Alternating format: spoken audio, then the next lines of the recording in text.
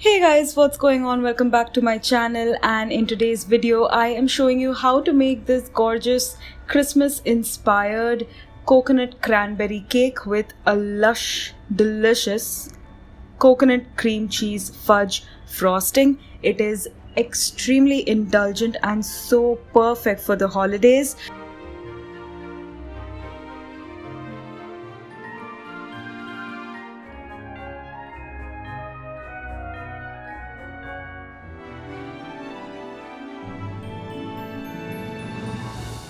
So let's begin working on this cake. The first thing you want to do is preheat your oven to 160 degrees Celsius or 325 degrees Fahrenheit. Here in a bowl I am combining some yogurt and milk, giving it a good mix, and into this, the standard procedure that we do for most of our cakes, we're going to add our baking soda and baking powder into this mix after we have given it a good whisk and combined everything. And we're going to combine it again with this whisk and then let it sit on the countertop for 2 to 3 minutes. It will start to get nice and foamy, and while that is happening, we are going to go work on our dry mix. So here in a bowl I am sifting some all-purpose flour. To that then I am going to add some castor sugar, and then I am just going to pass both these ingredients through a sieve.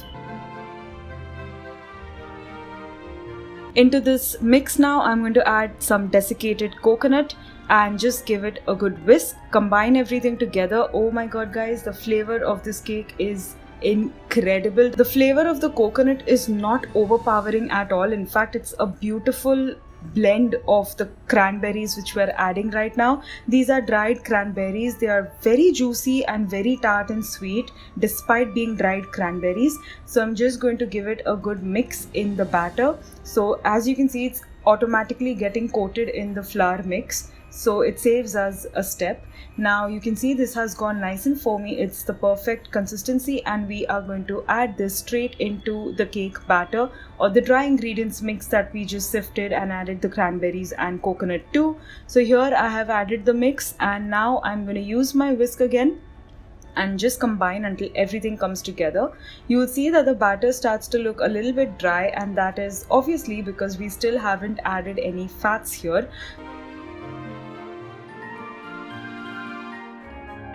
So now it's time for us to add some melted butter.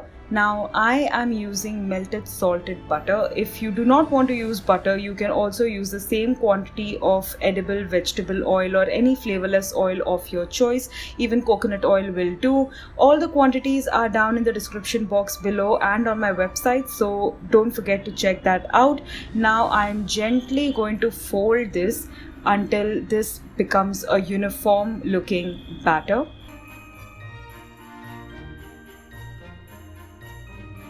Now my cake batter is nice and lush. It's not going to be too flowy, so don't be alarmed by that. That's the perfect consistency. I have an 8-inch cake tin which I have greased and lined the bottom with parchment paper. Into that I'm going to add my cake batter, and once I have added the cake batter, I will also use the spatula to just spread it out and make it nice and even. This will now bake in the oven at 160 degrees Celsius or 325 degrees Fahrenheit for about 30 to 35 minutes. A skewer or a knife inserted in the center must emerge clean, and then you're just going to let the cake cool down completely to room temperature before we slather it with this delicious coconut cream cheese frosting. So while the cake's baking, we're going to make the frosting. Here I've taken some coconut milk, and to that I am going to add some cream cheese which I have just mixed with my spoon and just at room temperature, so it smooths out and it's not a big chunk of cream cheese. Just smooth it out with a spoon. And then I'm also going to add some condensed milk, which is sweetened condensed milk, and some butter. Again, all the quantities are down in the description box below.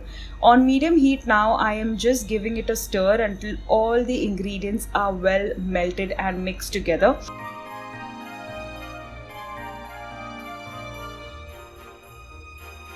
And as soon as I see that all the ingredients are combined and the butter has melted, I will turn the heat all the way down to low and continue cooking this for about 7 to 8 minutes or until this mix starts to get really nice and thick and you can see the bottom of the saucepan as you stir.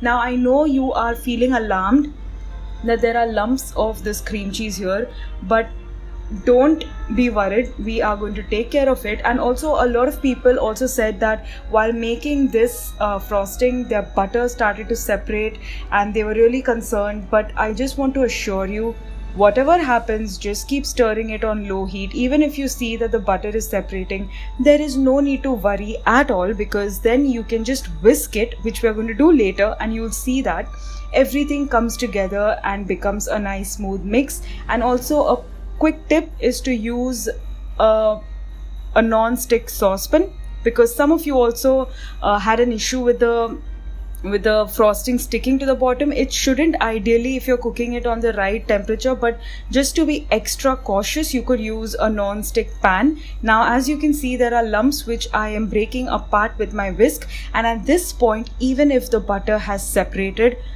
doing this, that is whisking our fudge frosting, is going to bring everything together. This is a fail-proof recipe, guys, and you cannot go wrong with it. So follow these tips and you should be okay. Now as you can see, this mix has started to really thicken up, and in a few minutes you will also start to see the bottom of the saucepan. So as you can see, it's nice and thick at this point.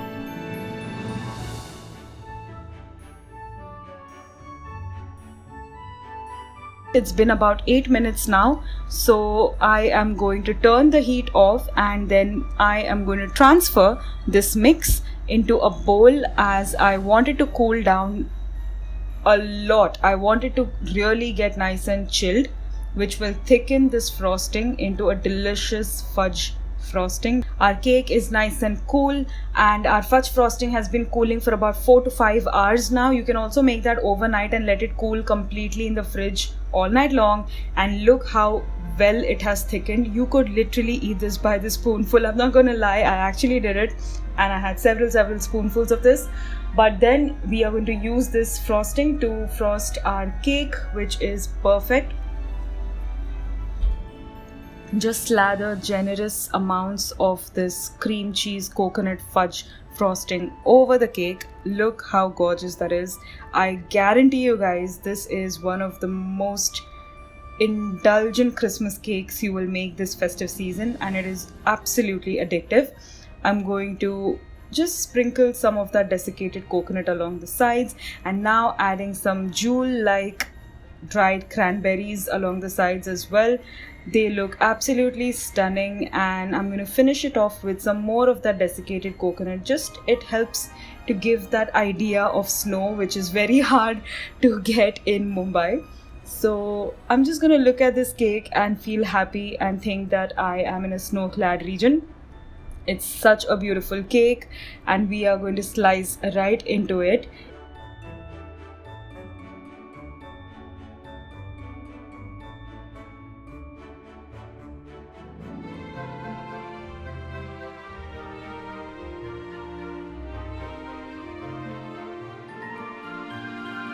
So there you go, look at the insides. It is just beautiful, soft and tender, and deliciously flavored cake with juicy bits of dried cranberries in every bite. I mean, just look at that. I really hope you guys enjoyed this video, and I really hope that you make this. When you do, don't forget to post a photo to Instagram and use my hashtag #TheCupcakeConfession, and also tag me so I can see your beautiful creations. If you enjoyed this video, then please give it a big thumbs up, subscribe to my channel, and hit the bell icon so you're notified every time I post a new video. I'll see you again next time. Until then, goodbye and happy baking.